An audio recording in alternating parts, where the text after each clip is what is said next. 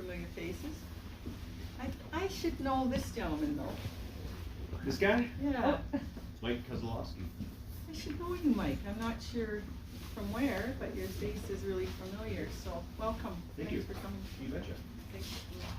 So, this is a gathering of men and women because we know that there's a problem. We might not be sure exactly what the problem is. We can get little bits and bites of it, but we don't really know how to put this puzzle all together. How, what's it going to turn out to look like? We definitely don't want it to look like the nightmare that we think we're in.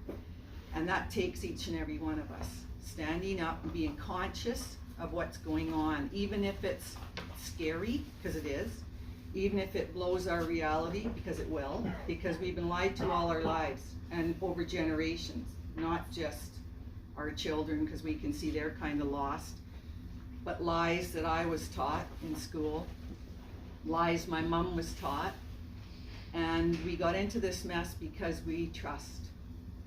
So where you have trust, you have deceit on the other side. And it's been an abuse of that that's got us into this. And it's been a long time coming. Some would say, well, who are they? We always hear that, they. Well, I guess it depends on your opinion. If you got a mortgage, you'll say it's a banker, And if it's someone else, well, you'll say it's somebody else. But I can tell you for certain that they're pirates. They don't have jurisdiction on the land. That's our jurisdiction, the men and women. We came from our mother's waters onto the land free, boys and girls. And that's when our first trespass happened against us, and that was at our birth. Actually we were born, and then birth is a maritime term. The ship or vessel is birth. So that's a whole topic, identity topic on itself, but that's where we started. We have to go back to the cradle and understand where the first fraud against us took place, and that was with our identities. So, and it went to trust again. We grew up, my mom and myself and my daughter and now my grandson, trusting. We were told that if in the hospital they wore a white coat, well, you trusted what they said. If he came to your car when you were a kid and you were maybe driving too fast and it was a policeman, well, you trusted that he had your best interest. And in my day, he drove you home or he followed you home. He didn't beat you up, right? So we have this thing about people in costumes. And for my own self, I'll speak to my own self on this. I like the fairy tale. I like that the king was always a good guy looking after his people, and there was always a princess or a prince or something, we're going to save the day, and they were all good. But then now that I've grown up, I ask myself, well then how come if they have all these riches and all these things, why aren't they helping their people? Why is it just them, right? So I think that's a little bit of indoctrination that went on way back when as well, for us to think that someone was going to save us or that they were somehow more special than the rest of us, and they're not. When you take the costume off, we're just all the same. We're all the same. We're men and women. But we're not all the same in how we treat others. And that's where you have the trust and you have the deceit.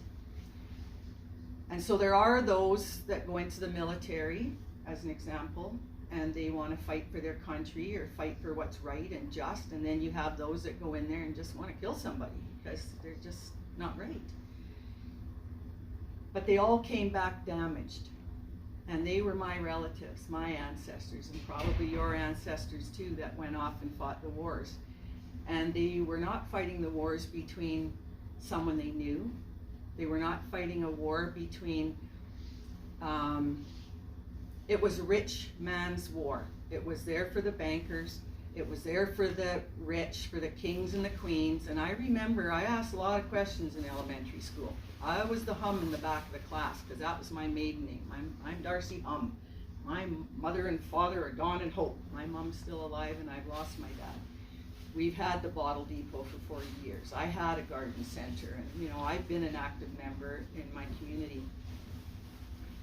But our ancestors went and fought these wars on behalf of bankers. And when I was in school, I asked them, I said, well, how come that the castles never got bombed? They're sitting out there in the open, they must be able to see them. It's because if you go all the way back to Roman and Egyptian times, and you can probably go farther back, but I know we can go back at least to Rome and Egypt, because Roman canon law is the law of the pirates, and that's in Black's Law, and that's worldwide, right? The Black's Law Dictionary is a dictionary for the pirates. It's for their legalese, which is their own language, and that's the law of commerce. That's the pirates' law.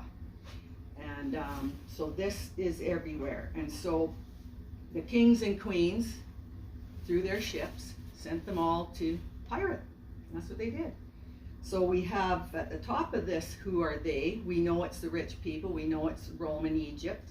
And I say I know it's Egypt because we have 3 sovereign pieces of ground on the planet.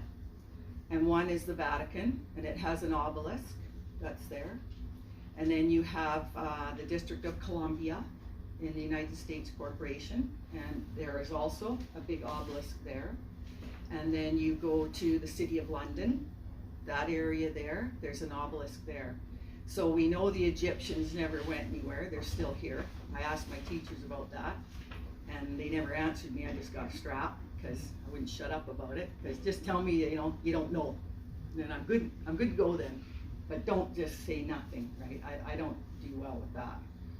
So everything I'm gonna have, and we're gonna, hopefully we'll have time for some discussion, is truth. I'm not giving you any of my opinions. If I'm gonna give you an opinion, I'm gonna say this is my opinion.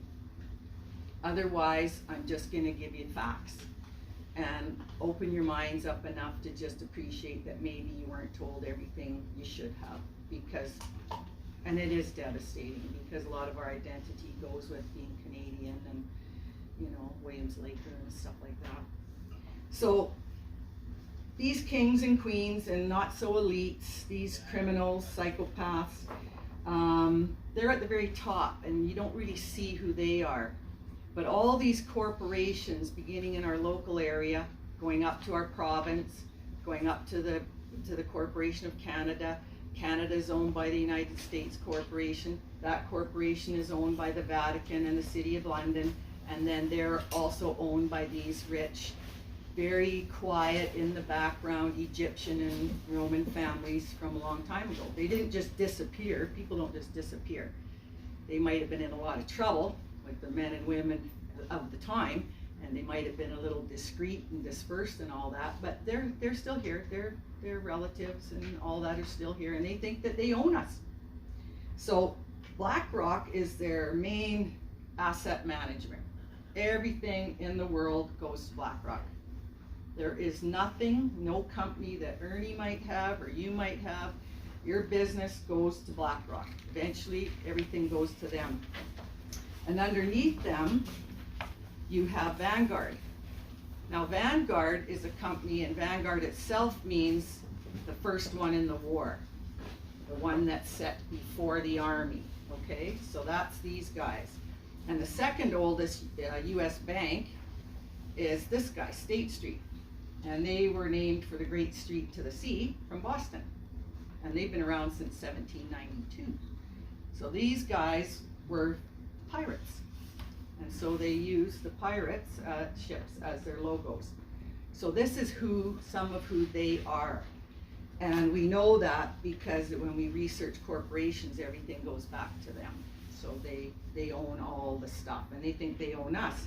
So you think, well, why, you know, I mean, they don't own us. We work and we pay our stuff, so they don't own us. But if we go back to the crib, which I mentioned earlier, and the fact that there was this level of trust, whether you had whether you were a nurse or a doctor or anything else like that, I think we would even be reluctant. We're so conditioned to think if someone has a uniform on that they're somehow better than you are, or know more than we know. So I think even if you go to Subway and they're making your sandwich not quite right, we're thinking, well, should I say something, you know, or should I, because they have a uniform on and you can see there's a certain way they do things.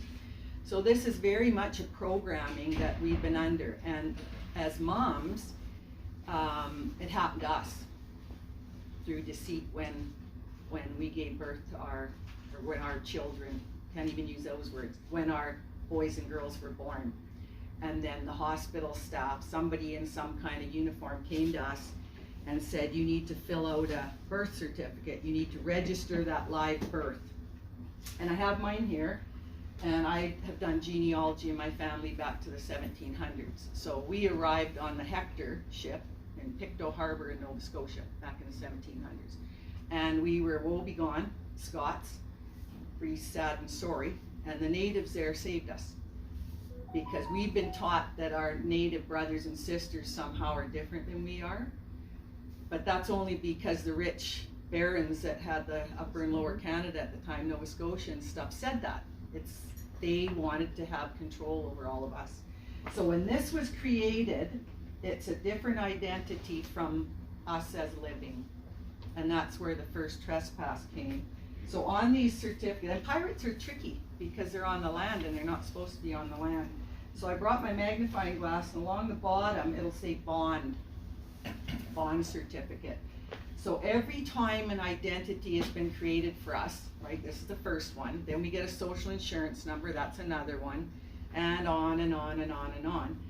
These bonds are created and they're exchanged on the stock exchange, and they're worth millions and millions of dollars. But he who creates owns. So our mother and father created us, they own us, we're their property. And the creators of the certificates, the all capitalized identity, they created it so they own it. Now some people, this is just new information, some people are taking this identity and they are what's the word? They are Copywriting. Thanks, Ernie. They're copywriting their own name, but the corporations are getting wind of this now because more people are doing that, and so they're taking through their computers. They're taking all the names that are in their databases and they're copywriting it themselves because they have the technology to do that. It's their system. It's their rules, right? They're just corporations. But on the back of this one, when I got mine, it says for treasury use. So that was the second one that that was created, and it's called a QSIP number. And if you can find a bond, someone that can do bonds and stuff that's willing to do it, that information's out there. And apparently there's a Wayback Machine. I don't know anything about that, but you can go on this Wayback Machine on the computer and it can find stuff that they've taken down, because the criminals are really worried now that all of us are waking up.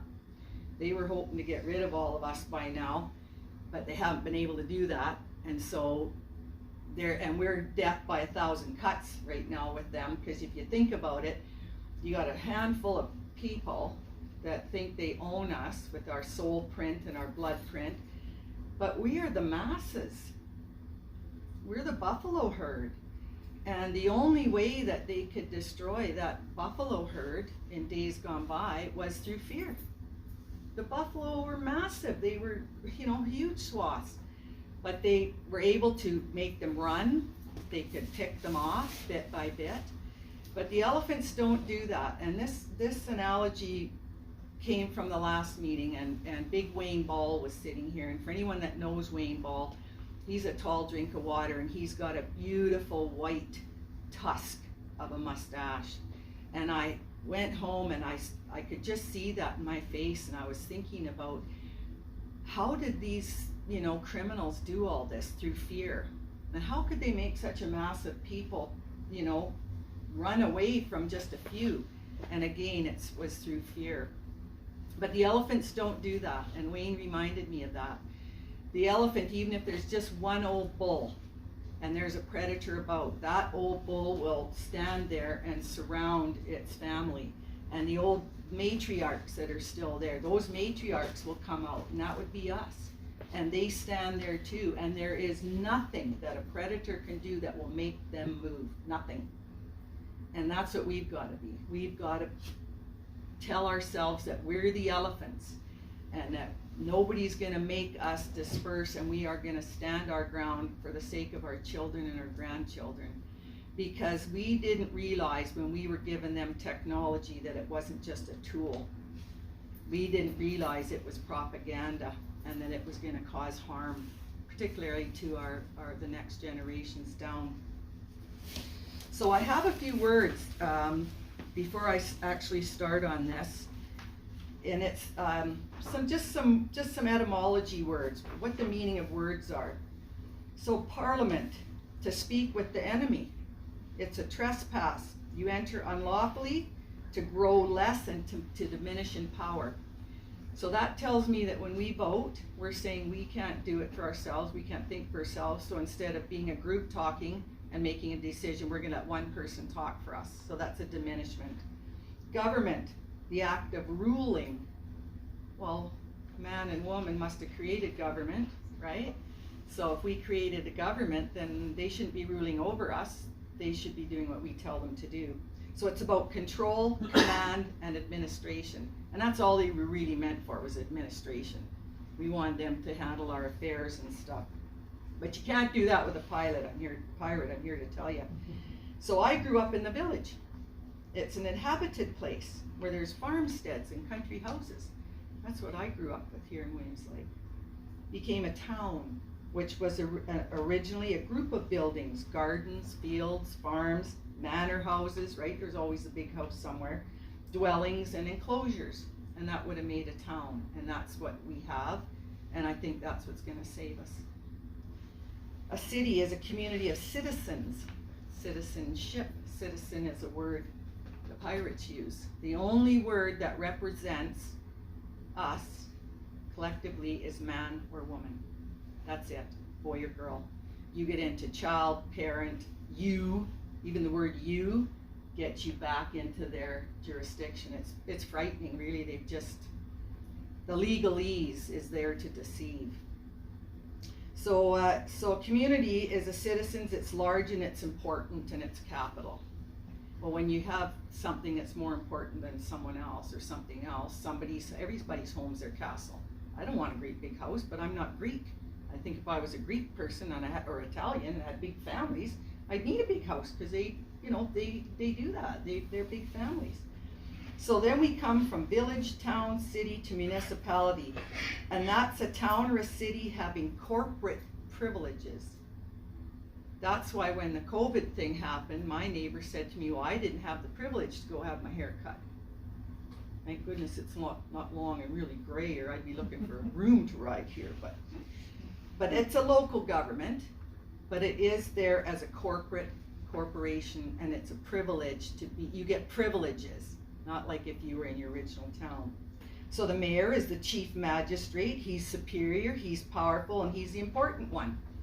And I grew up with Westerns. So back in the old day, my dad was 6'4", big fireman. He worked in town, he was a big guy. He reminded me of John Wayne. We had to watch Westerns because that's what Dad liked. A lot of Westerns in the 70s.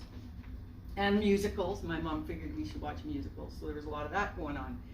But in a Western, when there was something amiss, not going quite right, you'd hear the person say, well, I'm taking that to the mayor.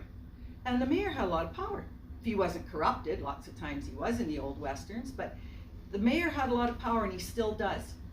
The mayor has the power to deal with the schools, healthcare, the infrastructure, so all the 5G towers and all these things coming in. Now I still have an old landline with the cord to it. Now they talk to the moon with that, so I think I might try that one day. Because if it can do that then, in the 60s, then I think it might do that today. So I'm going to see if I can talk to somebody on the moon. So we think that sometimes when we try and get back to thinking simpler, that we're talking being like back in a cave or something. But my simpler days, when I look back, my mom and dad had more time to spend with us. They didn't have all that technology and stuff, but we had time for each other. So that mayor has a really important role. So what's a corporation? A corp. Dead corpse. So it's a dead entity. And that's what they created when they incorporated our names. We became dead entities. So if we found ourselves in the court, in the pirates' court, they had to summon us. We had to be summoned. That's why the judge says everybody stand, right? Because you're dead, so you got to be summoned to stand up. And then you have to be represented from the living to the dead entity so that they can discuss how they're going to deal with you. So it's a dead body, it's a body in form, appearance, and it's an assumption of a body. And that's why you can't talk to anyone that's in a corporation, like your mayor, your school district person, your prime minister, any of these people. If they're involved in a corporation, it'd be like going into Subway and saying, well, you know, I don't like how you're making your sandwiches, and they go, okay, and then as soon as you go, they continue the way they are. They don't hear you because they don't see you as the living man or woman. So legalese is the language that they're talking about. It's not lawful, it's not the language of the people. And it means to gather, pick out words, to contract or contrivance. And a contrivance is a plan or a scheme. It's invented for attaining an end. And that is to deceive. Okay, we'll talk a little bit about that. So piracy in general is a willful depredation and hostility to the law, because the pirates had no law on the sea, none, and they've come onto the land. Treason is a betrayal of trust, treachery, and a breach of faith. Now, if you go into the government, you might see signs, Trudeau for treason and all that kind of stuff. Well, he works for the corporation, he's the CEO, and the Crown Corporation is the City of London, at which there's shareholders, and the Queen is one of them, and he's related to the Queen. So treason, if anyone that goes into a position into the federal or provincial government, including our MPs, they swear their oath to the Crown. So they can't represent us. They can't speak for us. There's nothing, or it's just wah, wah, wah, when you go talk to them, literally. They cannot hear you, they cannot do anything, and I'm gonna prove that to you as well. But their treason, everything that these are, from our mayors, our councillors, I mean, they are our friends and neighbors, but they are committing treason against the people. When they are knowingly, we hope not, but when they are taxing and bylawing and all these other things, I'm going to show you how that fits in. That's treason against the people, because it's a betrayal of trust, it is treachery, and it's a breach of faith. So extortion is the act of taking away from a person with force, duress, authority, right? Like when our children were born, undue exercise of power, right? Illegal exaction to obtain by force. So there's a lot of extortion going on right now. And I don't think, because I know a few accountants, and I don't think they realize that they're the extortionists for the government of British Columbia and the government of Canada corporations. They have to collect money illegally somehow, right? They don't look like pirates, but they're pirates. It's all piracy. A person is a part of a drama. It's an assumed character, a mask, faults, and a corporation. And that all those words are in here other than man or woman. And that's why I'm still learning, and I say person and people and children and all that, because they stole that too, you know, and that really chokes me up. So a man, the definition of a man is to think. We're mankind, and we were meant to think. And the beekeeper doesn't want the bee thinking, because then he can't steal. So the beekeeper puts a bit of smoke around so he can go and steal. And he doesn't take the brood, but he just dumbs down the man enough to steal and to keep creating and creating and then stealing and creating and stealing. So one who has intelligence. So we are mankind, and we have intelligence, and I think it's time we used it for our children's sake. So that's what that means. So when I talk about do the presentations, I want to expose the fraud that we're in. And the packages that we have made are part of that. We made a lot of them. They're expensive because paper's expensive and ink's expensive. So I wanted to first just let you know that was that initial fraud, and that's where it all started. So the maxim in law says, ignorance of the law is no excuse, and he who creates owns. And I've been doing a lot of thinking of how we're going to get our community back. And I think, well, I've been here since, you know, like, I was born on 4th Avenue. And that little house is still there. The Fawcett's house is still sort of tucked in there. And I was thinking, I have a lot of visions and dreams, and I find myself in the mayor's, in that council room quite often going, no, you're gonna listen to us because we created this town. Everyone that's standing here created this town. From the small business, to the truck driver, to the machine operator, the librarian, whoever it is, we created this town. You're not here to tell us, well, you only got 10 minutes. Oh, well then you're telling me you don't work for me. You just confirmed then that you don't work for us, that you work for someone else. So we're going to discover who our mayors work for, and it isn't for us. So that's where it all started. And so my grandpa, I lived with my grandpa when I was 17, and he died in my arms 11 years later. And he told me he was proud of me. He forced me to read and then would quiz me on words and stuff. And if I said, oh, you know all that stuff, he said, oh, mini-pad. I said, no, you know that stuff? And he went, mini-pad. I said, no. He said, no, use a word. And he used to force me to use language. And so I'm trying to keep my language simple, not that I don't think we all can comprehend it, but I have a tendency, because I'm reading all these documents and stuff, to use language that maybe, we're not used to. So forgive me for that. But he told me, he who knows not, and he knows not, is asleep. Wake him. And that's what we have to do with our brothers and sisters around the world, because the beekeepers have been keeping us in the smoke. And he said, he who knows that he knows not is teachable. Well, that would be me, because I kept wanting to know all this stuff. And he said, he who knows and knows that he knows is wise. And that would have been my grandpa. And that's all the men and women that you can't see right now that are standing behind me that have brought me here today. They've helped me to understand. They've answered all my whys. They've helped me with my grammar, so I can give documents to everybody to help everybody out. So I'm not standing here alone. There's a whole army of men and women behind me from coast to coast and in other countries as well. And we're all in the same boat, because we're all mankind. And these pirates and these parasites and these predators want to keep us running. And we are in a battle. We're in World War III.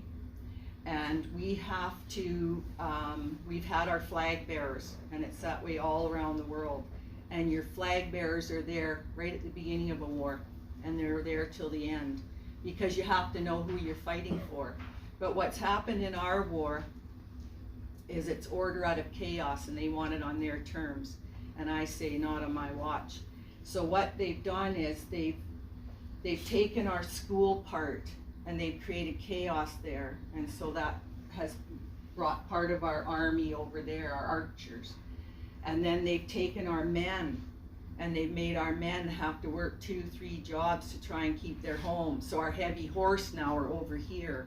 So all the parts that are important in our battle have been spread out, and they're waiting. Where's the field where the fight is? And I'm here to say we're all in the same fight, and we've got to find each other. Find the teachers and all the neighbors and all the people that are ready to lose their homes, or didn't take a medical intervention, or are sick from a medical intervention, or whatever it is that is dividing us. Find them, and we need to bring ourselves all together, because that is the biggest fear for a bully, is when people come together. And I married a psychopath, and I know what it's like to have someone strangle you. And I mean, I'm a survivor, and I think I'm a survivor to come to this point. And one of the things that psychopaths and narcissists really don't like is when you ignore them. They can't handle that. They get worse. And so when we're trying to ignore these psychopaths that are taking control of our world, the more upset we get, the more things happen. Then the more we do that, then the happier they are, because it's all part of their game. Let's just keep them running around. Let's keep them causing problems and stuff like that. So if you watch the news and you see somewhere in the world where someone is damaging something, whether it's farmers or just people upset about something, and they're breaking windows, or they're doing things that are causing destruction to infrastructure or things like that, wrecking food, I don't know a farmer that would throw away food knowing what's coming and knowing that they want to take away the farms. So you have to think about these things and say to yourself, well, if that's what's happening, what's the other side of that? Right? Because what they're doing is we're being infiltrated by others that don't see a future that we want to see, which is one of peace and harmony amongst ourselves. So they're the ones that cause this problem. So those of men and women that are still lost and in the smoke, they see these things and they think, wow, look at those crazies, right? And then it makes it even harder for us to explain to them that they're in the smoke and get them into the fresh air, because they're seeing this stuff and it's all intentional. So we have to look at those around us and keep our humanity and try and appreciate that we're all victims in one way or another, but don't have a victim mentality. You know, we have been victimized, but we don't have to have a victim mentality, because that's what gives us strength. When we know we've been victimized, but we're not having it. And that's me. I'm a pissed off grandma. And my old Ed, he said to me, you watch your language, because you might have worked with, men in the body shop all your life, but that bonk in the head didn't do you any favors. So I'm really trying to watch this. But one of my friends said, you're just a pissed off grandma. And I said, yeah, I am. So we've got ourselves in the crib and out of the crib. We know we're men and women. We know we have sons and daughters, boys and girls. We know that there's harm coming upon them, upon the land that we built. And it's caused by pirates and people that don't deserve it. They're just parasites. They don't do anything for themselves. The king doesn't even put the pen in front of himself. Somebody has to do that for him. So I see through their costumes all now, and it doesn't matter. You're just in a costume. So in these packages, there's a really, really good 2-page document. It's called Where To Now, Canada. And when I started with my grandson, homeschooling, when they closed the schools down, he was in grade 1. So when I actually started to get things going in September, because the schools weren't going back, I was doing grade 1 and grade 2. And it was a really hard role. And then in end of grade 2, starting into grade 3, I was supposed to teach them about Canada. So that was 2022, beginning of 2022. So I phoned the school. I didn't have any resources or anything. And I phoned the school and I said, I need to find out about the Constitution of Canada. And they said, well, go to the British North America Act of 1867. I said, okay. So I Googled it and I went there and I thought, this doesn't seem like a we the people to me. This seems kind of like the old feudal system back in England in the day. It was the Queen and the Crown, and they're going to put a Governor General there, and then the Parliament's under her and or him. And I'm thinking, well, that's like a dictatorship, right? Someone at the top that everybody answers to. I thought, well, that doesn't seem right to me either. So I got the documents and I started reading it, because I didn't want to tell my grandson something that wasn't true. And something just wasn't sitting right with me. So this Where To Now, Canada is the story of Canada. And in 1893, the good Queen Victoria took out of the Corporation of Canada. She took out, because it was a corporation at that time, it was the British North American Act, doing business as Canada, and it was all set up like a corporation. So the good Queen Victoria took out heirs and successors in about 1893. So when she died in 1901, the document was dead. It didn't exist anymore. Kind of like a power of attorney. It's an agreement, and then when it's gone, it's gone. So we became sovereign, men and women of the land, in 1901. But we had already our prime ministers and the people that were representing us were already feeling pretty privileged. And we read a little bit about the definitions of all that. And they were feeling really privileged. And so they lied. They deceived. And they let status quo happen, and they just kept on taking the resources and everything else. And at that time, when the good Queen, so-called good Queen, did this, They didn't really know a lot about us in the West because the Hudson's Bay Company was still moving from Upper and Lower Canada and coming across the West. So that was the resources of the West, and it really used to choke my dad up, and all the boys that used to come and visit my dad, that they'd get talking about this, you know, as soon as they finished voting in Ontario and Quebec, then the vote was all over. Why were we even voting? And I didn't understand what they were talking about, but they were upset, I knew that much. And that was why, because we had no voice, but it was all fraud all the way along. And fraud vitiates everything, fraud voids everything. So this birth thing that happened for us, that when we were born and they made this birth certificate, that's a void contract. That doesn't exist because it was done in fraud. But the only way you can deal with fraud is to have a contract, and the contract's broken. Well, we never made the contract, and hopefully I'll be able to tell you a little bit more about that. So it tells all the lies, tells us what we really have and all the lies from that point on. So that's what that part is in there. And then because I don't want you to think I'm giving you just a whole bunch of talk for nothing, I went to the Canadian Parliamentary website. And again, I was researching for my grandson, you know, what's Canada? So I went to the Canadian parliamentary system, and it says Canada is a constitutional monarchy. Well, I already found out that the monarch in 1901, we were already sovereign. So I thought, well, something's a little tricky on there. Plus, constitution is one thing and a monarchy is something else. So I thought, yeah, that's a little more trickery going on. So it says it's a parliamentary democracy founded on the rule of law, land, air, water, and respect for rights and freedoms. The government acts, that's a key word, right, pretends, in the name of the crown. Well, we know who they are. They're the big main corporation of the pirates. But derives its authority from the Canadian people. Well, we know people are fiction, according to their law book. Doesn't say men or women. So a little more trickery going on in there. The Constitution involves more than a single document. Well, that's more trickery too, because the more documents you get, the more convoluted it gets, right? The Constitution Act of 1867 brought Canada into being, that's the corporation, with a constitution similar in principle to that of the United Kingdom. Yeah, feudal system, just like I thought. The Constitution Act of 1982 contains the Canadian Charter of Rights and Freedoms, so that's for those in the corporation. That's why when any of the law cases went, they couldn't do anything, and that was a game to make us feel small and hopeless. And it's a procedure for amending the Constitution. Some of Canada's most important rules are not matters of law, but are conventions or practices. So this is all just corporate stuff, that's all it is.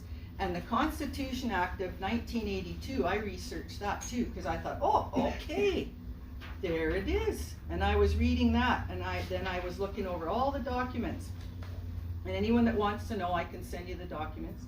And I was reading through them, and there was the BNA Act of this year, and the BNA Act of that year, and I could get the thing and show you, but anyway, all these BNA Acts, well, then it's not a constitution, it's all these different acts. But when Trudeau Sr. tried to put in the Constitution Act of 1982, Quebec never signed it, it was never ratified. That's why they did the Meech Lake Accord and the Charlottetown Accord, and they were trying to get Quebec to sign. And I asked myself, well, because I looked to see why it wasn't done and all that. Quebec never signed because Quebec already knew they were sovereign from 1901. They knew that. And so, and if they'd have signed, they'd have lost their French language.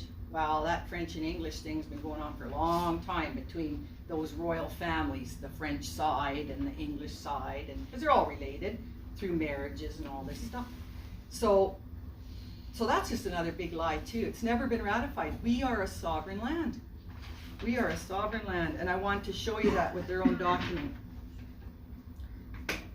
So then you might say, well, how am I so certain that they're pirates? Why do I call them pirates? Well, part of it is because of Black's Law. It's the law of commerce. Commerce is the law of the sea. Sea is vessels. Vessels were pirates. But Parliament says so.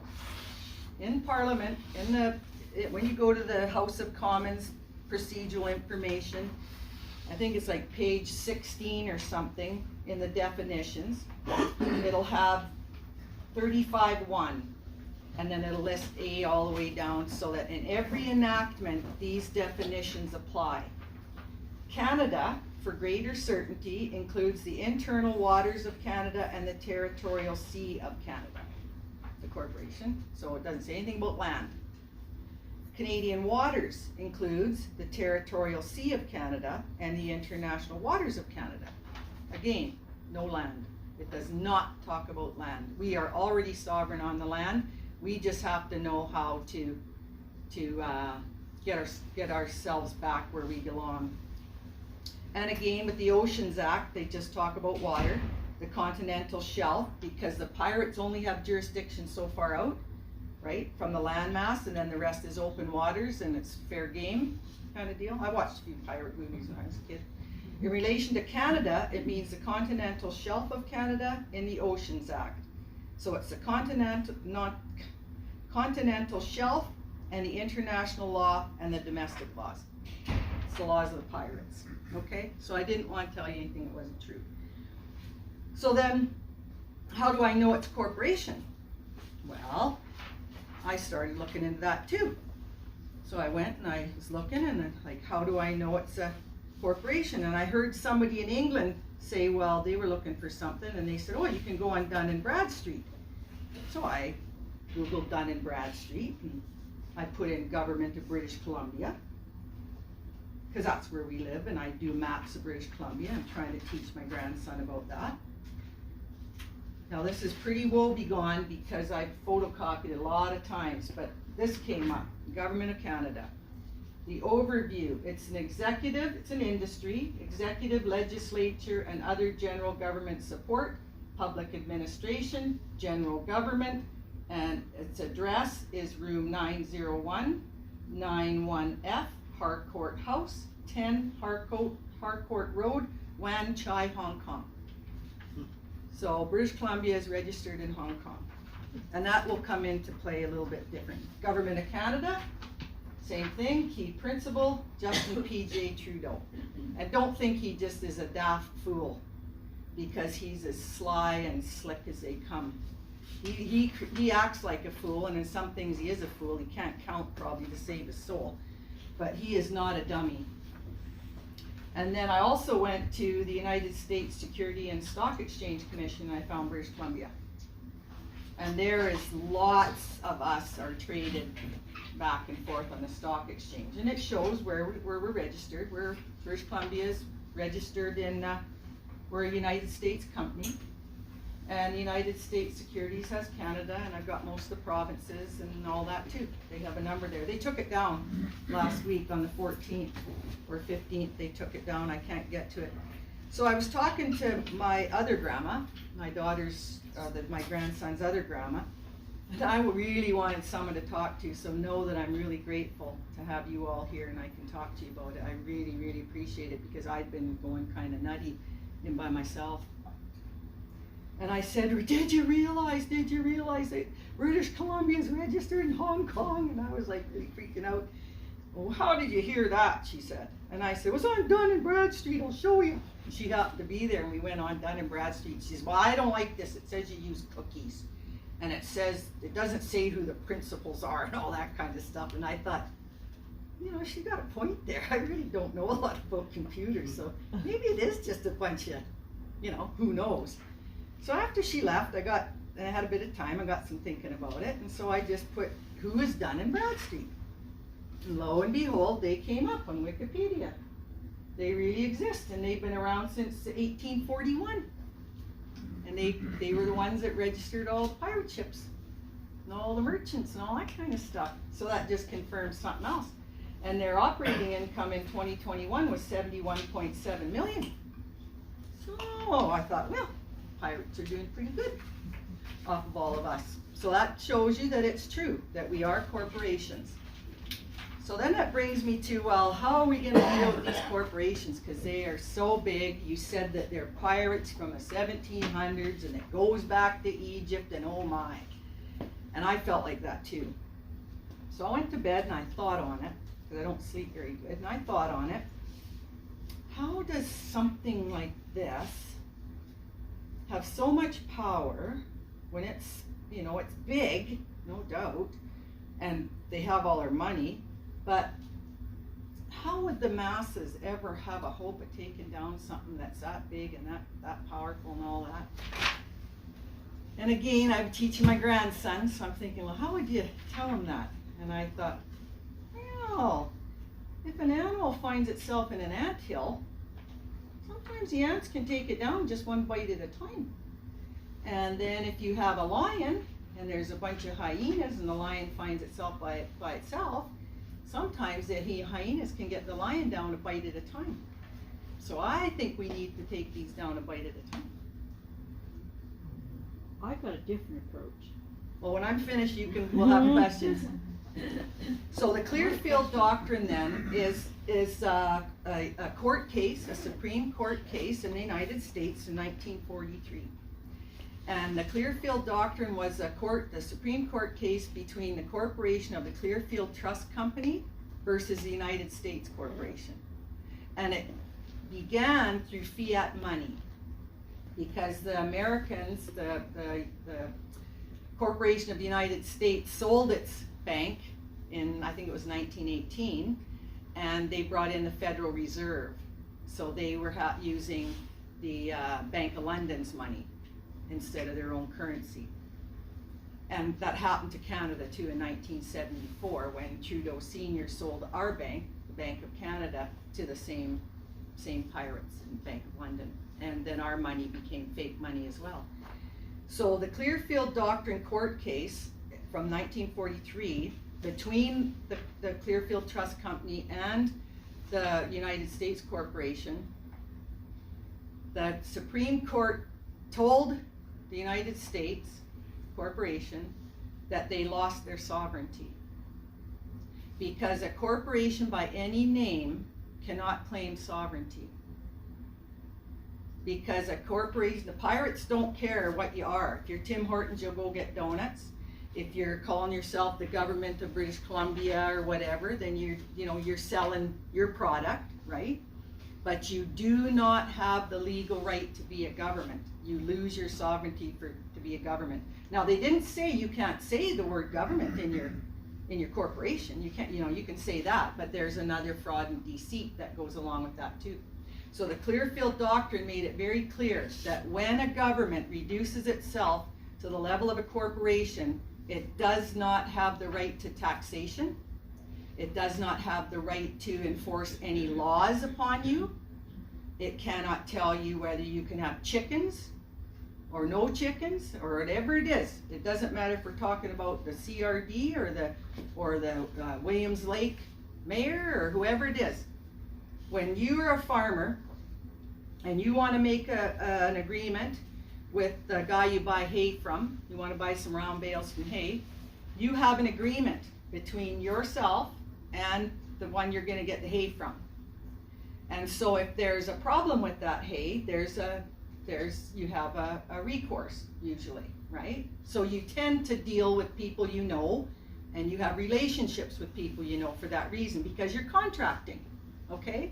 So our governments, no matter what they call themselves, City, Williams Lake, Caribou Regional District, Province of British Columbia, Quesnel, it doesn't matter. We're living in a corporate pirate realm, and they have to have a contract with us. And because we don't know, like Grandpa said, we're not awake, then they have what's called a tacit agreement. And they have that same thing with the voting. When we register to vote, and then we decide, well, I don't know, it's the lesser of two evils. I don't know who to vote for, so I'm just not going to vote. Because we're registered in the corporation as the dead entity, and we don't vote, then it's still considered a tacit agreement for the governance. So it's lies upon lies upon lies upon lies. But truth, you don't have that with truth. Truth is just what it is. And the Clearfield Doctrine can be used worldwide because it's a corporate commerce case. So it can help the farmers in the UK or Germany or the Netherlands or down in Westwold. It doesn't matter, and it helps you and me.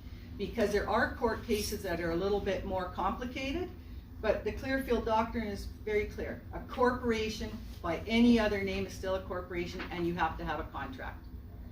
And if they have one that's in a tacit, and we know then that we haven't, that's how we get our property and stuff back. That's how we can put a stay in there at this point, because they can't tax us.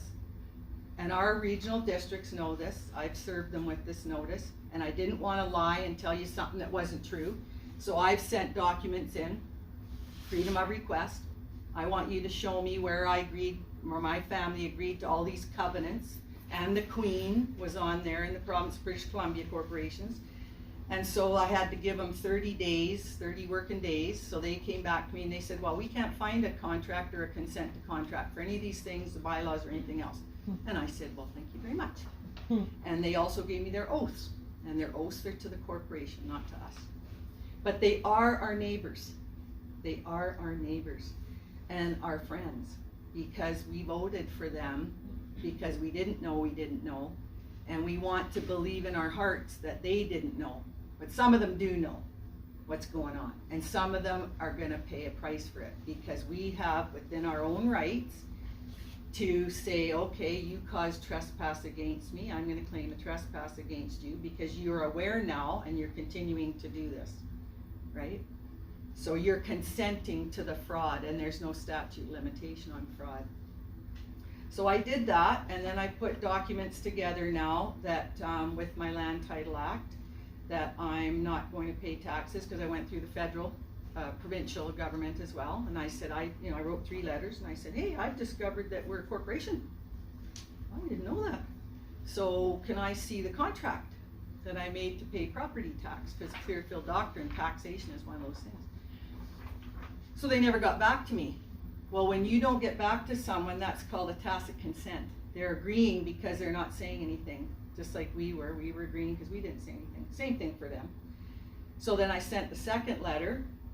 I had more information, and then a third letter. And I've since discovered through the oracle that told me to watch my language, Edward, hi Ed, he told me about another case, and that's where in 2011 in England, when they had the tube bombings, after the 9/11 thing, and then there was these bombings everywhere, and there was these suicide bombers over there in England. Well, a guy from Canada went over there. I don't know the case off the top of my head, so I can't give you all that, but I have it. And he went over investigating, and he was in Ireland, and they went and they got him because he made a small video about it, that it was just a big fraud. Because if they were suicide bombers, well, they'd have been in bits and pieces. They wouldn't have been able to be found a couple days later and shot and killed. So he exposed it, and they said, well, no, you can't do that. So we're gonna take you and we're gonna put you in the pirates court, and we're gonna really bring you through the coals. But he won, because he had all the evidence. So they thought that they had him, and he did, and he stood his ground. He said, I'm a man, and here's my evidence. And he won the case, and it was in 2011. And that court case said that the Queen was lawfully not a valid monarch. They hadn't been, like I've told you, since 1901. But that court case proved it, and that court case will be going in with my land title stuff and anybody else's, because we have the proof that they don't have any jurisdiction on the land, and that they're just a bunch of big fraudsters wearing costumes, and they're parasites because they're living off of all of us. So I thought, well, geez, it can't get any worse than that. It just can't. I mean, really, can it get worse than that? So I noticed that our CRD said that their budget process is revised based on public input. Well, I got my public input thing, and I had 1 week. So these documents, they're like piles, they're like this thick. It takes lawyers who knows how long to make all that gibberish. And then they want us to spend a week to decide what we think of it. Well, it's fraud. I'll tell you what I think of it. I think you can all go to jail, and tomorrow's too soon, kind of a thing. So, so I'm putting my thing in there. I'm not paying you any tax because you're fraud, you're illegal, you're illegitimate, you're unlawful, you're all sorts of things. And I have all my documents ready for that. They also had, in their own documents that they set the property tax revenue. Well, we know that that's not right. They don't have the jurisdiction for that. Were they in a public position, where we hired them into a public office and not a corporate office, they would have that jurisdiction. But they don't, because they're in a corporate office. In fact, they're in a public-private partnership, which is United Nations. We've been usurped by an outside entity, an outside corporation that's gone worldwide, and that's just these criminals with all the money. They all sit around together and decide what we're gonna eat and what we're gonna do and all that other kind of stuff. Well, I think they could, sorry Ed, but I got a few choice words I'd like to say on that. So on January 12th, they had another meeting on the development procedures and fees that they were updating to reflect new laws. Well, what new laws? Well, that'd be the Corporation of British Columbia's new laws, and that's the emergency laws and another way they want to get us off our land. So the main change was removing public hearing requirements where they are prohibited under the new law, because a corporation doesn't work for us. If you work for the corporation, then these laws would apply to you and your franchisees and that kind of thing. But we don't work for them, so they don't apply to us unless we contract. And we say, yes, we'll only have 4 chickens. Now, no normal average neighbor is gonna have 100 chickens in their backyard and half of them roosters and stuff. We're not gonna do that to our neighbor. But if something does go amiss, generally neighbors talk to each other. And when there's a problem, back in the day, then the men got together and the men talked it out. And if the one didn't want to cooperate, well, he might wake up in the morning and he just got no more roosters. That's the way it was done. And if you goes back another couple of 100 years and you lived on a big estate and there was a laird, well, you'd go to the laird and you'd bring the cow in question. And the laird would say, what's your issue? Well, you took my cow. I never took your cow. So he'd ask the guy that took the cow, he'd say, because the other guy's complaining, right? He's the claim, he's making the claim that somebody's done something. And he'll say, well, I know it's my cow because it's been in my field all the time. And the other farmer says, yeah, but that cow has a little wound on the back there where a dog bit it.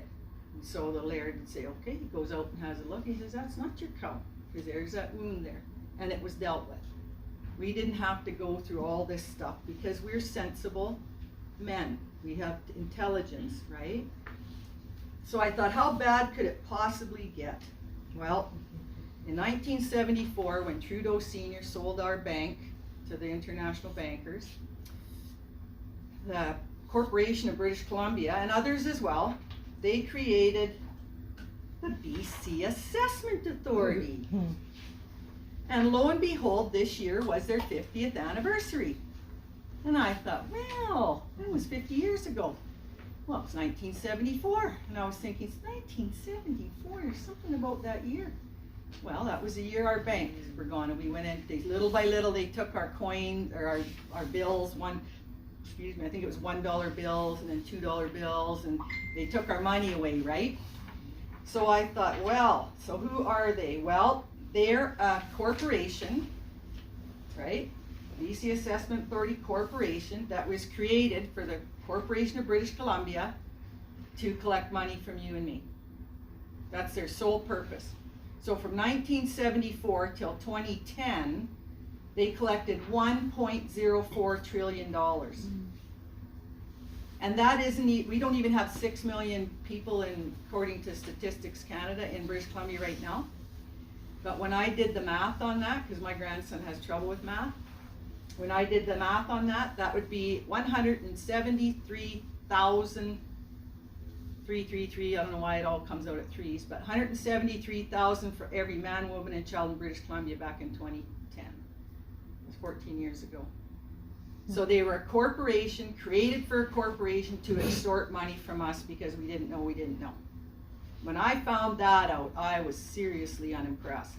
And that's when I sat down and wrote the letter to the finance minister. And I said, you show me where I agreed to this. Because my mom said she's still alive, she's 84. She never agreed to that either. So what is it, a crown corporation? It's a state-owned enterprise, it's a government entity, well, we know governments are corporations, in order to earn a profit for the government, for the corporation. The national government or provincial government, right, because the province of British Columbia is a sub-corporation of the government of Canada, and Williams Lake is a sub-corporation of British Columbia, so it just keeps going up. And same with our regional districts, been amalgamated into Williams Lake. So it's the national government or provincial government has majority ownership over these state-owned enterprises, and they're established to pursue financial objectives. Well, I just think that's a bunch more piracy, and I'm looking for some trees, nice sturdy ones, and some rope, and it'll be Old West style for me. So if that's not still enough, we're still going down, we think, well, let's go to our MP. We voted for him, we're gonna go to him, and by God, he's gonna fix it up for us.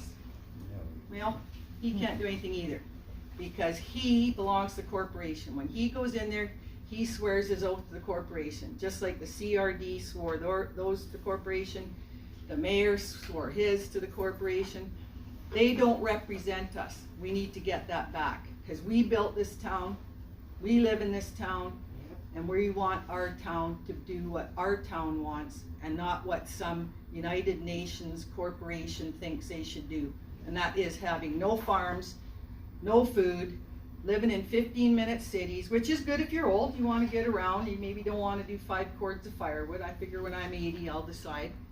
But I don't want someone telling me that I can't go visit my friend in Kelowna, or my old lady friend can't go see her great-great-granddaughter in Quesnel, because she's gone her limit of getting out of town or whatever. So there's pros and cons to that too. So if you're a pirate, and we know they are, and they want to extort, lie, steal, and every other nasty thing they can possibly do to us, they gotta sell it to us. They gotta make it sound really good. So we'll go to our MPs, and we're gonna ask them, you better fix that up, because we voted for you.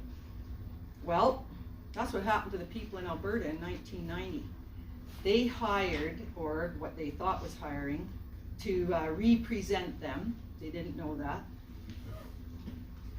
An MP, J. Wilton Littlechild. Now, Littlechild was voted overwhelmingly in I think it was Wetaskiwin, Alberta. And he was voted to go into the corporation and go against the GST. But when he got in there, he had to swear his oath to the Crown. So he has to do what the Crown says, and the people were not happy. So when they found this out, they took him to court. And in 1990, the court case came about. It was the Wilton Littlechild MP versus Citizens of Canada, and now we know Citizens is the dead entity. And it was at the Queen's Bench. Well, we know she's illegitimate too. And the judge, it was in 1990, and this is what the judge said. He said, however, I am satisfied that the plaintiffs have no cause of action against the defendant. I know of no legal duty for an elected official to represent the people. He came right out and he said that. He said, well, it would be a good thing though. You know, it'd be nice if he could do that, but there's no legal means for him to have to do that. He has to be able to, or she has to be able to go into their government position and have the freedom to do what they're expected to do. And it's just theater. It's just acting, it's just masks. And if you ever watch the House of Commons and you know that you know, it is just, I mean, it is just the biggest bunch, it's the biggest bunch of theater. So he said, at the end, he said, well, it appears to me that the only remedy existing for the plaintiffs, that's the men and women in the country, because this is law, right? It isn't just in Alberta, is to vote in a future election. So that's why we can't go to anybody. We have to bring ourselves together and en masse say we're not having it. So that's why that didn't work. But that still isn't enough of a crime for these guys.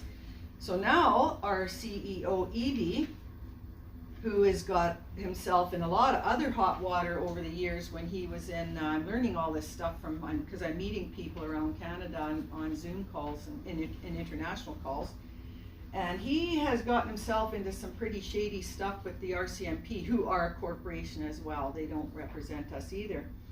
So they have this new thing, and this is why it's really important that the farmers, the ranchers, and you and me, especially if you're rural and you're out of the city district at all, because they want us into this 15-minute city. And Williams Lake is very important strategically. I think they tried to burn us out in 2017 because any of the men that said we're not leaving, we're fighting, we'll help fight the fires and all that, they were getting a lot of resistance from the provincial government. Well, why would you do that? You know, I remember traveling in the probably 1966 or something, because I was just maybe in school, and we were going to see the relatives that lived in Vancouver, and we got stopped at Hell's Gate, and the forestry guys were coming along looking for men to fight a fire. And my dad was a fireman, and we all ended up falling asleep in there, and you know, he came in there all black, and we were there late and all that kind of stuff. And now they don't want anybody helping anybody. And they have made this new emergency act. So, and it's very scary, but remember, we don't have to be scared. We're the elephants here. We have all the power, and we are not gonna let a bully scare us into doing things that they can then, you know, pick us off. And it's a corporation. It's their rules. We don't have to rule. We don't have to live by it unless we consent. But we have to let them know we don't consent, right? That's important, because otherwise it's a tacit consent. We're going along with it. And I got lots of documents to help you with that. So the main thing, and it was really upsetting the Thompson-Nicola Regional District.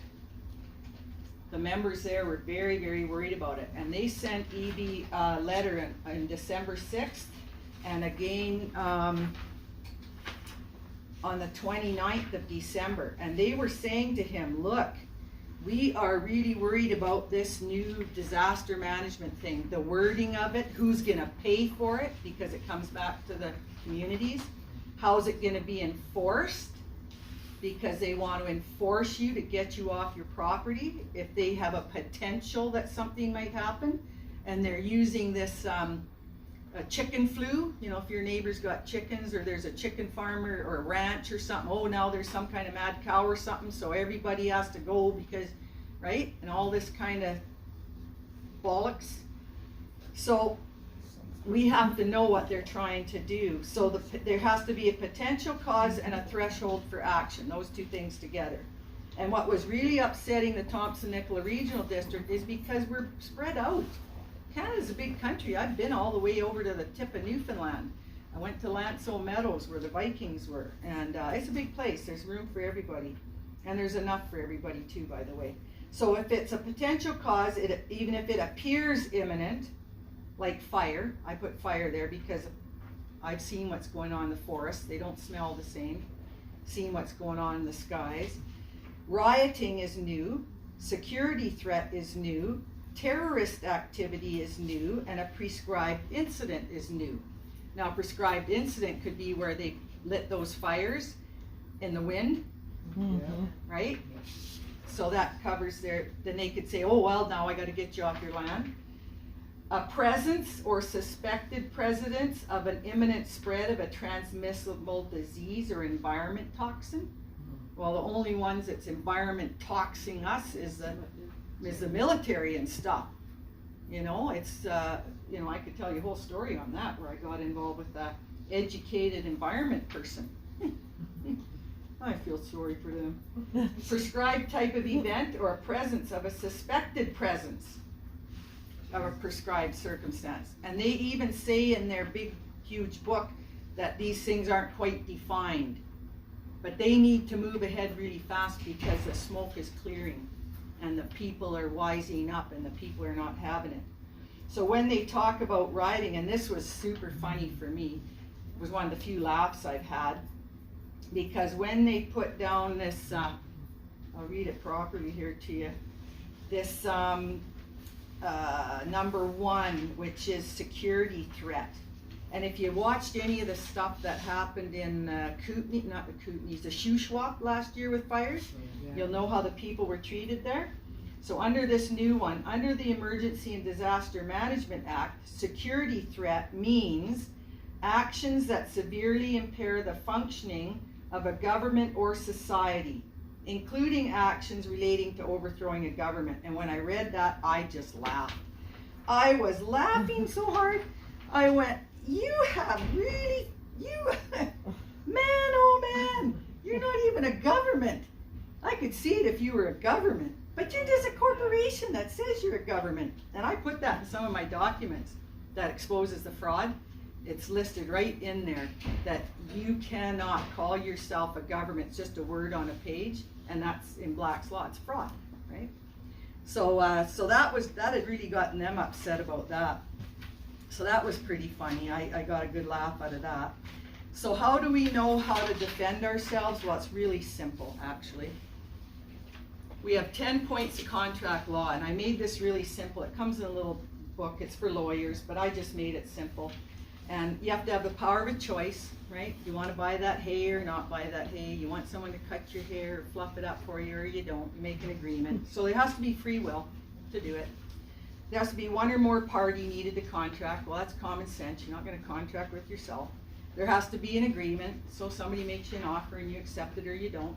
And you can do a conditional acceptance, because you can say, well, yeah, I bought that hay, but if I get it home and it's rotten in the inside, or it doesn't weigh what it's supposed to be and all that, well, we're going to have to figure that out, aren't we? And you make those arrangements, so there's a conditional acceptance that goes on there. And a tacit one, I told you that before, that's if you don't say anything. You can't decide, you don't say yes or you don't say no, and you don't say anything, well, that puts you into their jurisdiction. So you best make a decision when something's put before you. And there has to be an intention to create the relationship. You can't say, well, I'm going to get your hay. I need to know I'm going to do your hay. Or I'm going to come, will you hold that dress for me? You know, I'll be in on Friday. And then you don't show up for like 2 months, you know. So there has to be, you know, you have to have that relationship built in the first place, because otherwise it's fraud and you can be in trouble. If I asked Jennifer to hold a dress for me and I didn't come back for 2 months, and then she seen me and she said, you know what, I could have sold that dress twice over, now it's on sale, I have the right to charge you the difference on that, you know. And she would be in her rights to do that, because I would have to prove differently. The proof is on the claimant. So the government is the claimant. They're saying you have to pay tax, or you can't have chickens, or you can't park your logging truck in your yard, or whatever you're doing. Now, you're not going to do something that's going to harm your neighbor, obviously, but that's how this works. The person that says you got to do something has to show you. Prove it then, right? So there has to be lawful consideration too. Well, I'll pay you for the hay, or I'll pay you for that dress, I'll pay you for the whole thing. You know, something happened and I know you got everything on sale now, but I'll pay it the full price. And so there has to be a lawful consideration. There has to be win-win on both sides. You can't make an agreement and then it's all a big lie, which is where mortgages fall in. Mortgages are already paid for. They're paid for out of your birth certificate. But you didn't know when you put your signature there that you turned the trustee beneficiary thing upside down. And that's just another big fraud. It's all fraud. And there's ways of dealing with it. So capacity is also really important too, because, you know, who would have known that to say a person or an individual or citizen or something like that didn't mean a living man or woman, right? Who would have known that? So all these documents that we have, this language on them, this all uppercase, upper and lowercase, and just lowercase, that's called glossa in law. And glossa, you know, you've heard the term, I'm just going to gloss it over. You know, let's just gloss it over. Well, that's a legal term, glossa. And it means deceit in language. And so all these documents that we have, if you look at them and they have upper and lower case and all uppercase and all that, that's all fraud. That's a voided document. But if you don't know, you don't know, you can't deal with it. So you have to have the capacity to understand what you're reading. You can't have a brain injury. You can't be a drunkard when you're signing it or anything else like that. And there has to be free consent to the what you're going to do. And anything that's illegal or harmful to either party that's made in a contract voids the contract. So if you find out something wasn't right, and you know that for a fact and you can prove that, then you have jurisdiction to say that that contract is void for that reason. You have to have a certainty of meaning, and there's a difference between a signature and an autograph. An autograph is the living, the man or woman, and a signature is the fiction that they create that we have to put on documents is under signature, and there's ways to sign that as well. So if you see something that says autograph, and I'm just learning about this, different people have different ways of doing it, but Edward, the Oracle, he told me just keep it simple, Darcy, just keep it simple. Don't get into the muddied waters. He said just make sure that however you sign, and that there's a colon in the middle, and then you put the other name on there. You never put surname or anything, and then man or woman. And if it's your children that we're talking about, your son or daughter, and it's a school issue, then you put boy or girl. You don't go into any of their language, and we're gonna have to deal with that too. So you have to have certainty in your contract. So how do you know then? So that's really easy to understand in making a contract. And the 12 presumptions of court, I mentioned this in some of the documents because we don't need to be represented. If we want to have a claim against someone for wrong or harm, then we can just go in and we can represent ourselves as living. We don't need to do that. And how can we do that? It's by this. This is the 12 presumptions of court. It's a Roman court, so I told you I wasn't lying. It does not operate according to any rule of law, land, air, water. It's pirates' rules. But by presumptions of law. Therefore, presumptions presented by the Private Bar Guild, that's the British Accreditation Society. So if you ever see the Australian bar or whatever it is, they're worldwide because the pirates are worldwide. It's their rules, it's their courts. So, if presumptions presented by the Private Bar Guild are not rebutted, they become fact and are therefore said to stand true or as truth in commerce. Pirates' truth. There are 12 key presumptions asserted by the Private Bar Guild, which, if left unchallenged, stand true, and that's public record, public service, public oath, immunity, summons, custody, or children, court of guardians, court of trustees, government as executor and beneficiary, right, corporation, executor dissentort, incompetence, and guilt. So this is a really good paper to have because it explains how they use their trickery. So that's what the package involves. It tells us who we are, who they are, and how we got into the mess. But then there's just a little bit more now, and that's the New World Order. How did the United Nations and all that get involved? Now, did you want to take a break, or do you want me to just finish? I'll just ask you. Keep going. Go ahead? Okay, so I'll just finish it If up. anybody doesn't know, washroom door is unlocked at this end.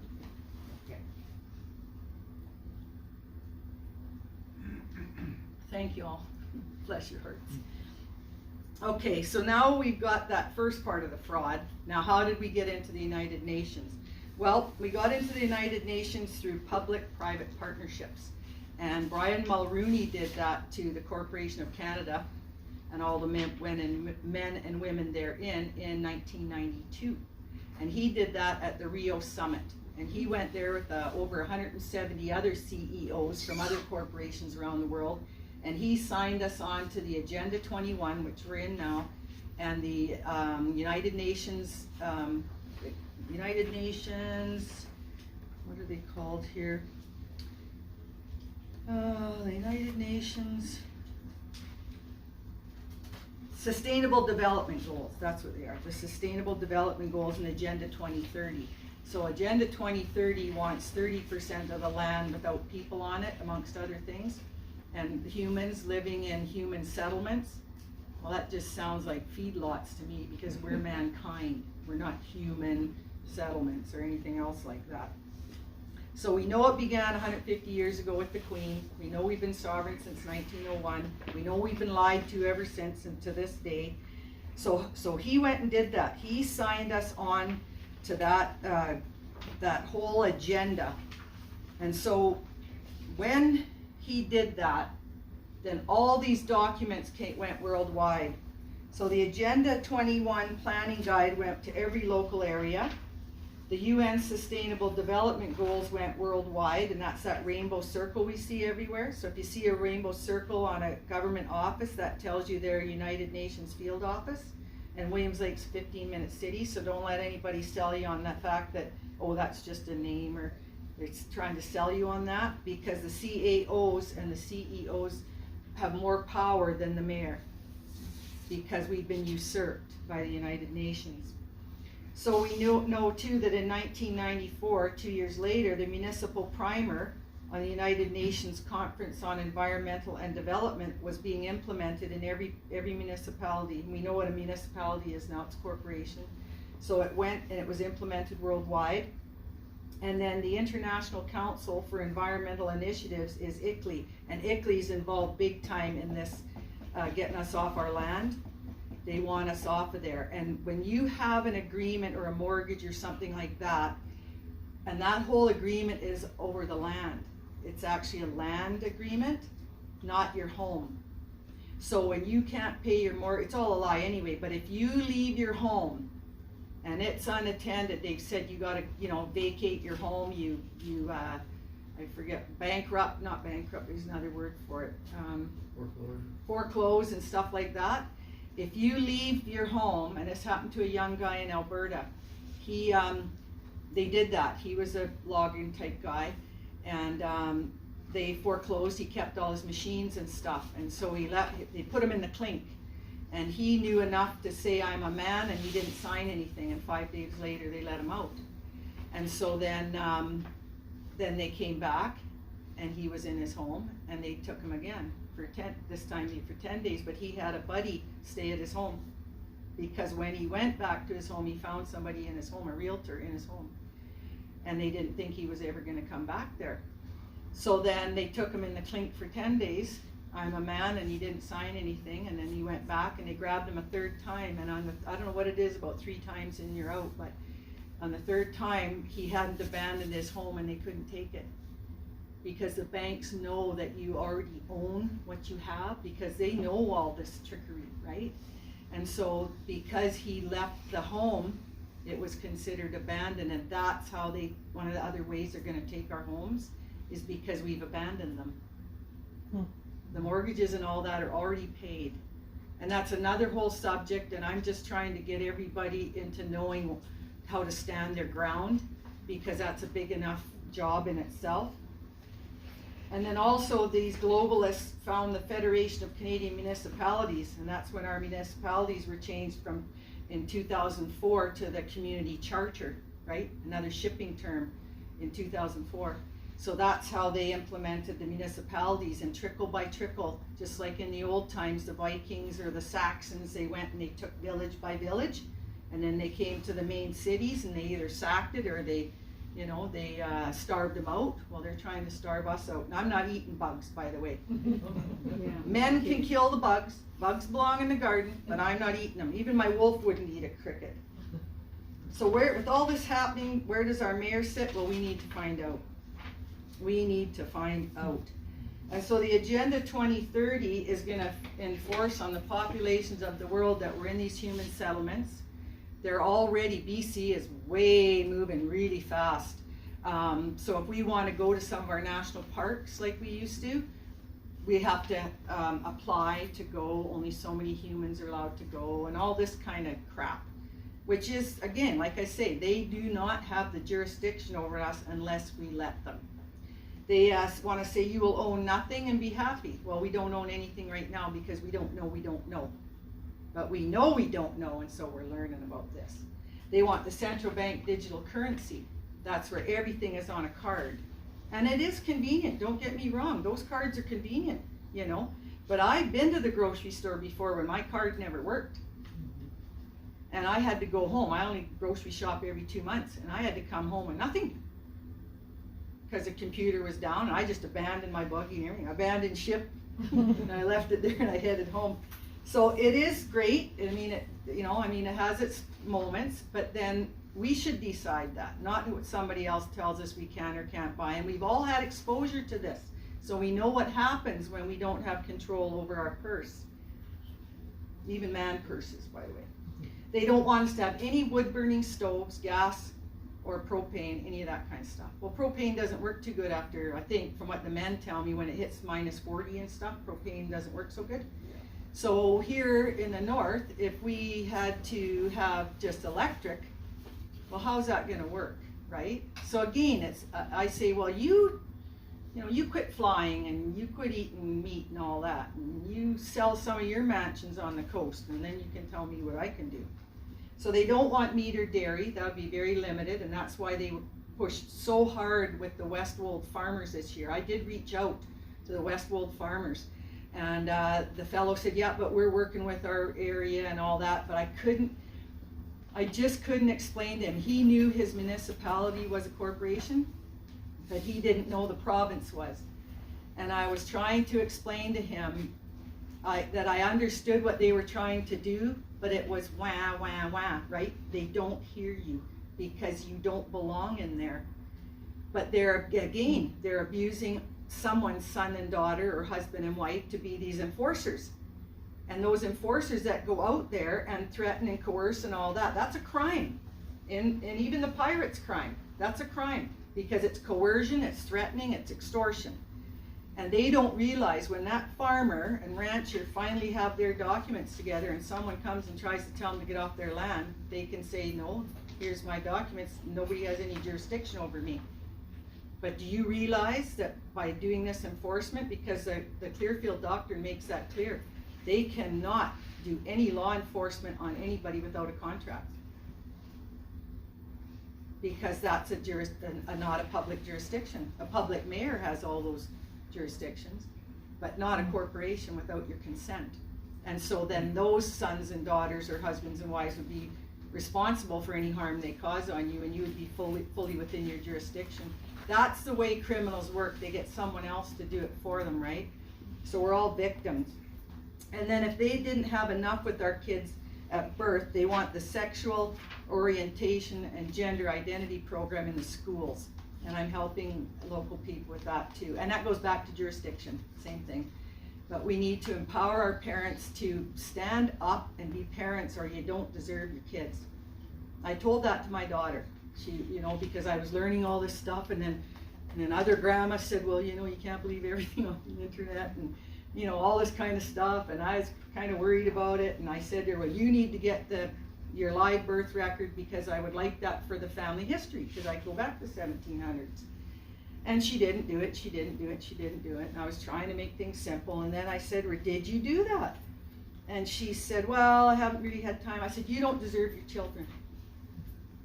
Mom, how can you say that to me? I said, because I gave you the documents, I was willing to pay for it, $25 or something, local hospital, and you can't be bothered? Then you don't deserve them children, because right now they are not your property, and you cannot fight for them if you don't know, And I love my grandsons. I spent 5 years teaching my grandson. He's not at Grama's residential school anymore, because I'm all here with you guys, and I have all this stuff to do. So I said, you need to big boy up and go to homeschool. I know you can do it. So that's why I'm able to do some of this stuff. So put simply, if we want to maintain our freedom, our lifestyle, and any kind of resemblance of a future for our children, because a lot of them are walking around like this, and they think having chips and being part of a machine and all that's probably really good because they've been sold on it. And we've been too busy to be the families that we used to be growing up. And that's not our fault, because it was just this slow trickle, drip of abuse. And I remember Williams Lake when I was young, and it did have a dirt street. My grandma called it a dirty one-horse town. And then the Ball family paved the roads, and we went from there, and everybody did what they had to do to build the town. So I've seen it when Botano Mall wasn't there, and Delaney's Hardware's always been there, which is kind of disappointing. I hope Angie steps up to the plate, because these community members that are voted into these offices are going to have to step up into a lawful jurisdiction for the people, or they're going to have to step down and step aside so somebody lawful can be put in there. As long as I got wind in my lungs, because I got more wind in my lungs than money in the bank. And for those that are afraid of the money in the bank thing, they're going to take it anyway. It's just paper anyhow. So I can't be bought because I know that, and I've had dreams about that where these criminals have said to me, well, Darcy, you sure talk a lot. I kinda would like you to maybe not talk so much. So what would it take? And I said to that individual in my dream, I said, well, what would it take for you to sell out your grandchildren? And their children and their children? What would your price be? You know, and that's how I feel about it. And if they give you a bunch of money, what are you gonna do with it? You can only buy so much food and stuff. You already own your property. And when they decide to pull the pin on all that stuff anyways, it's not gonna be worth anything anyhow, like they did in India. So we can't be afraid of all that. But the men that, I was talking to Ernie and Lou about this earlier, the men that know about the forests, because right now we got a corporation, I'll just take Tolko, I think that's a forest thing. Okay, Tolko Corporation. And then you got the Corporation of British Columbia. Well, they don't have any jurisdiction on the land, but they're acting like they do. So then this corporation, they're all related as you go up to BlackRock and the Crown and all the pirates. So you got Tolko making a deal with the Corporation of British Columbia to have the resources, and it doesn't go to the people. Well, that's just not right. So we don't have to have this thinking that how are we gonna survive, what are we gonna do? Now, I'm not saying that when they pull the pin, it isn't gonna be hard. That's why those of us that know what's going on are gonna have to be ready, so that if there's a crisis, I hope there isn't, but if there's a crisis, we have men that know what to do, and we have people that know what to do for this, and we can keep the calm, and keep the peace, and protect our neighbors as best we can. And that is a job we can do. There are those that know about medical stuff.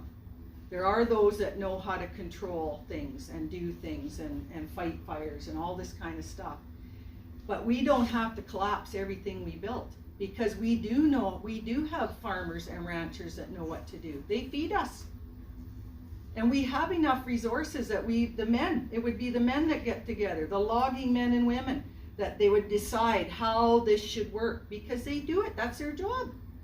They would know how to do this. I couldn't decide how to do this, but if a car's all smashed up and comes into my bay, well, I spent 30 years fixing cars, so I could fix that. Then I'm a person that looks at situations, how did it get in? It has to come back out, same way, village by village, man by man, woman by woman. And we need to clear the smoke, and we need to do that for each other, and we need to stand around each other and our children and our grandchildren, because we did have a good life. So, and I have all documents, and we're gonna have other meetings. That's why those papers are there. So if you want more information or you wanna talk to me one-on-one, I'm more than happy to do that, but we can get small groups together and talk about these things in a little more depth. You can see the documents, because I would